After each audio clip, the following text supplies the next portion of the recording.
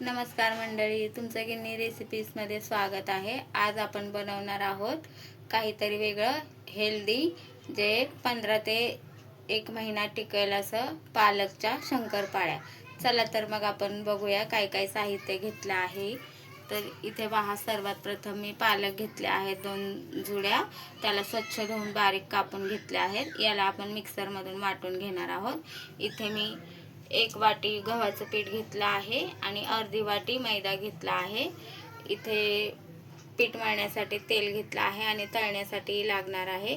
इथे 1 मोठा चमचा जिरे घेतले आहेत, अर्धा चमचा ओवा, 1 मोठा चमचा धने, 1 मोठा चमचा तीळ घेतला आहे, चवीपुरतं मीठ घेतलं आहे, कलोंजी घेतली आहे म्हणजेच काळे तीळ घेतलेले आहेत 1 चमचा बारका, आणि पाव चमचा इथे मी हिंग घेतलेला आहे। तर चला तर मग आपण पहिला हे मसाले आपल्याला भाजून घ्यायचे आहेत आणि याला पण आपण मिक्सरमधून दरदर काढून घेणार आहोत। पहा, मी इथे कढई ठेवली आहे। तर आपल्याला धने, ओवा आणि जिरे भाजून घ्यायचे आहेत थोडेसे लालसर, आणि मग याला मिक्सरमधून दरदर वाटून घ्यायचं आहे। काळे तीळ पण टाकून घ्यायचे आहेत यामध्ये आणि थोडंसं 2 ते 4 मिनिटं भाजून घ्यायचं आहे बस। पहा, हे असं भाजून घेतलेलं आहे। तर याला मिक्सरमध्ये आपण जाडसर वाटून घेणार आहोत आणि सोबत पालकही अशीच पाणी न टाकता वाटून घ्यायचे आहे। आणि हे जे तेल घेतलं आहे मळण्यासाठी ते थोडंसं गरम करून घेणार आहोत आपण, जास्त गरम नाही करायचं आहे। पहा, इथे मी असं वाटून घेतलं आहे आणि पालकही मी वाटून घेतले आहे। तर मला थोडंसं पाणी लागलेलं आहे याला वाटायला। चला तर मग आपण बनवूया पालकच्या शंकरपाळ्या। इथे हे पीठ टाकून घेते, थोडंसं ठेवायचं आहे आपल्याला लावायला। इथे हे मैद्याचं पीठ घेते, यामध्ये आपण चवीपुरतं मीठ टाकणार आहोत।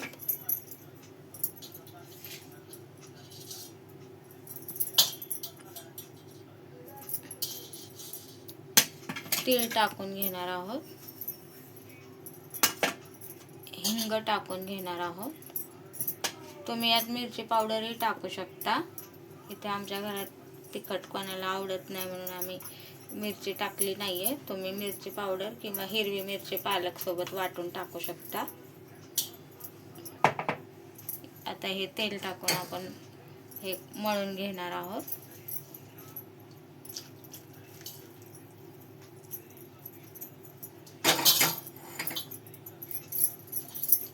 याला आपल्याला पालकच्या ह्याच्यानेच मळून घ्यायचं आहे।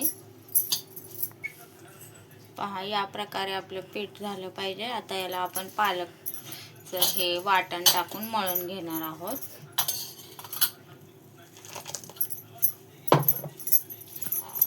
पहा, या प्रकारे आपलं पीठ मळून झालेलं आहे। याला काय साधं आपण कसं मळतो चपातीला वगैरे तसंच मळून घ्यायचं आहे।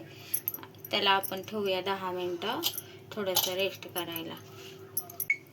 पहा, इथे मी असे गोळे करून घेतले आहेत। तर याला आपण चपातीप्रमाणे लाटून घ्यायचं आहे। पहा, या प्रकारे मी लाटून घेतली आहे याची चपाती। याला काही पातळ जाड असं काही नाही, फक्त चपातीप्रमाणे लाटून घ्यायचं आहे। आणि याला आपण शंकरपाळ्या कसं करतो तसं कट करून घ्यायचं आहे। तर मी दाखवतो तुम्हाला।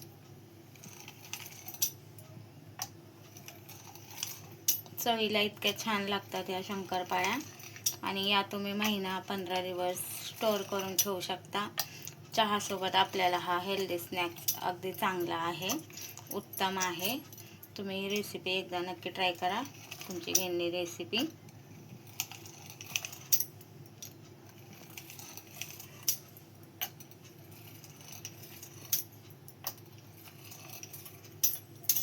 प्रकारे आपल्या शंकरपाळ्या बनवून झालेल्या आहेत। तर मी इकडे कढई ठेवली होती, तेल ठेवलं होतं तळायला, गरम झालेलं आहे। तर मी हे दाखवते तुम्हाला। पहा, हे स्नॅक्स एवढं चांगलं लागतं ना, माझ्या मुलांना फार आवडतं। मग मी आधीमध्ये करतच असते, म्हटलं व्हिडिओ टाकावा म्हणून मी तुमच्यासाठी व्हिडिओ टाकला आहे। पहा, कशा झाल्या आहेत आपल्या शंकरपाळ्या। हे काढून घेते, अजून एक बॅच तुम्हाला दाखवते टाकून। अशा प्रकारे तळून घ्यायच्या आहेत. एकदम खस्ता होतात ह्या आणि खायला पण एवढ्या रुचकर लागतात की तुम्ही बनवून बघा एकदा. अजून एकदा दाखवते तुम्हाला तळून.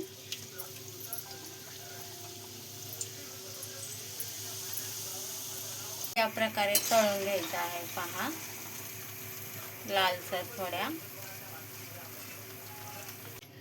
पहा एवढं तेल उरलं आहे शंकरपाळ्या बनवून. तर एवढ्या झाल्या आहेत बघा. 500 ग्राम पिठामध्ये आपल्या एवढ्या शंकरपाळ्या बनवून झालेल्या आहेत.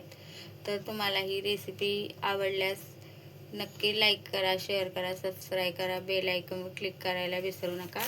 तुमची गिन्नी रेसिपी पहा, मी तुम्हाला तोडून दाखवते कशा खस्ता झालेल्या आहेत. आणि चहासोबत या इतक्या चांगल्या लागतात ना की मुलांना मी विचारलं ना दिवाळीत फराळाचं काय करायचं तर ते दोनच नावं घेतात की अनारसे आणि पालकच्या शंकरपाळ्या.